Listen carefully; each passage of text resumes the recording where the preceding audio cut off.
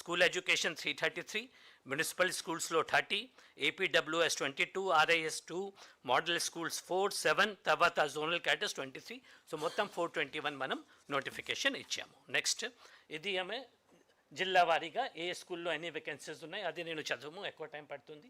So అన్ని జిల్లా వారీగా కూడా నోటిఫికేషన్ చేయడం జరిగింది. నెక్స్ట్ తర్వాత ఇది ఏ విధంగా మనం కండక్ట్ చేసాము, అందుకంటే క్లారిటీ ఇవ్వాల్సిన అవసరం ఉంది. మనం ట్రాన్స్పరెంట్గా చేసాము అంటున్నాము, కానీ ప్రజలకి అయితే ఏ విధంగా ట్రాన్స్పరెన్సీ అనేది ఏమిటి అది చూపిస్తాము.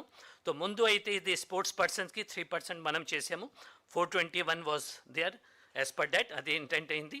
మనం ఇక్కడ నోటిఫికేషన్ వాళ్ళు మెగా డిఎస్సికి వీళ్ళు ఇచ్చినారు, ఇంకా స్పోర్ట్స్కి మనం ఇష్యూ చేసాము. 1 మేకి మనం ఇష్యూ చేసాము. 1 మంత్ టైం ఇచ్చాము.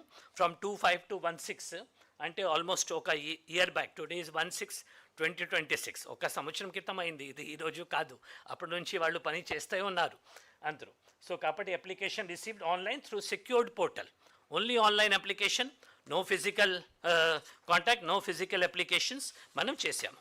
ఇవి అంతా అప్లోడ్ చేసిన తర్వాత మనం ఏం చేసాము, ఈ 3600 క్యాండిడేట్స్ది 5300 ఆడ్ ఏమైతే అప్లికేషన్స్ వచ్చినాయి అన్నీ కూడా డౌన్లోడ్ చేసి, దానికి ఇంకొకటి ఇక్కడ చాలా ముఖ్యమైన విషయం ఏమంటే ఇక్కడ సర్టిఫికెట్స్. ఇక్కడ మెయిన్ ఇష్యూ ఏమిటి, ఆయనకి ఎందుకు ఇవి కన్సెషన్ రిజర్వేషన్ ఇవ్వడం జరిగింది, టు ఎన్కరేజ్ స్పోర్ట్స్ పర్సన్.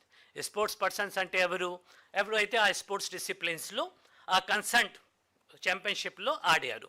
అది ఎట్లా తెలుస్తుంది, ఇక్కడ మెయిన్ ఇష్యూ అది. ఇక్కడ సర్టిఫికెట్ ఇచ్చేది ప్రభుత్వం కాదు, శాప్ కాదు. ఇక్కడ సర్టిఫికెట్ ఇవ్వడం బాధ్యత ఇక్కడ అసోసియేషన్స్ది, ఫెడరేషన్స్ది, యూనివర్సిటీస్ది. ఇది ఈరోజు మనం పెట్టింది ఈజూ ద్వారా కాదు. 2012 నుంచి ఇది 2011 ఎన్ఎస్డిసి నోటిఫికేషన్ ప్రకారంగా, గవర్నమెంట్ ఆఫ్ ఇండియా నోటిఫికేషన్ ప్రకారంగా సర్టిఫికెట్ ఇచ్చే బాధ్యత ఆ ఫెడరేషన్స్ది, అసోసియేషన్స్ది. ఇది 2011 నుంచి ఉంది. 2017లో రిక్రూట్మెంట్ అయినప్పుడు ఇదే జరిగింది. 2019-20లో జిఎస్డబ్ల్యూఎస్ రిక్రూట్మెంట్లో కూడా ఇదే ఆధారం బేసి చేశారు.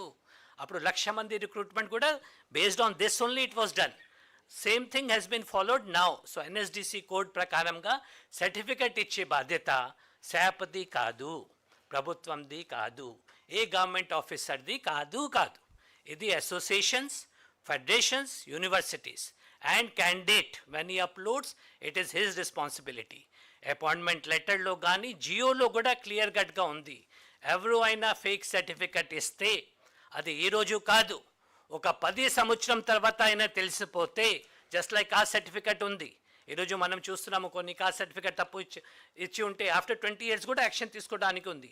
అట్లాగే ఇక్కడ ఎవరు అయినా ఫేక్ సర్టిఫికెట్ ద్వారా వచ్చారు అనుకోండి, తెలిస్తే మాత్రం ఆయన ఆ క్యాండిడేట్ పైన యాక్షన్ ఉంటుంది, అసోసియేషన్ పైన కూడా, ఫెడరేషన్ పైన కూడా లీగల్ యాక్షన్ ఉండడానికి అవకాశం ఉంది.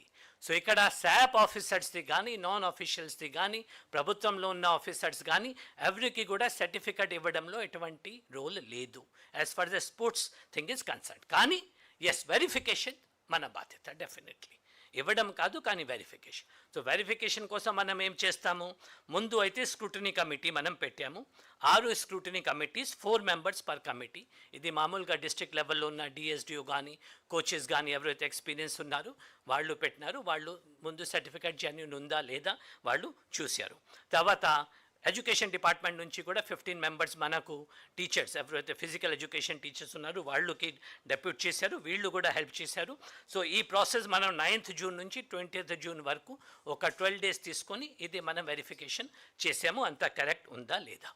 తర్వాత ఆన్లైన్ది, తర్వాత ఇవి ఆన్లైన్లో ఇప్పుడు ఇవి ఆన్లైన్ ఆయన సబ్మిట్ చేసింది. యాక్చువల్గా ఫిజికల్ సర్టిఫికేట్ అదే ఉందా లేదా ఎట్లా తెలుస్తుంది,